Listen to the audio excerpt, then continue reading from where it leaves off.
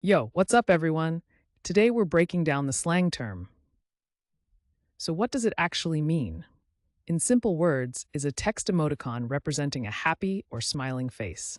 People use it when they want to show happiness or friendliness in messages. Sometimes it can also mean something slightly different depending on the context. Where did it come from? Slang usually has a cool backstory. First showed up in the early 2000s within Asian internet chat culture. Over time, it spread into everyday talk, especially among online communities and younger users. Now let's check out how to use sked in a sentence. Correct example 1.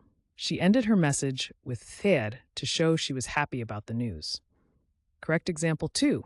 I just finished my exam. And for laughs, here's a wrong example. My grandma said at Sunday dinner and everyone just froze.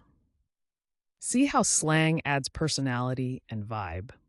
Using right makes you sound natural, but using it wrong can be hilarious. Quick recap means a happy or smiling face in text. It started in early 2000s Asian internet culture, and now you'll hear it in conversations, online, or even in music. Now it's your turn. Drop your best sentence with in the comments. And if you want to learn more slang and fun word histories, don't forget to subscribe and join our community here every day.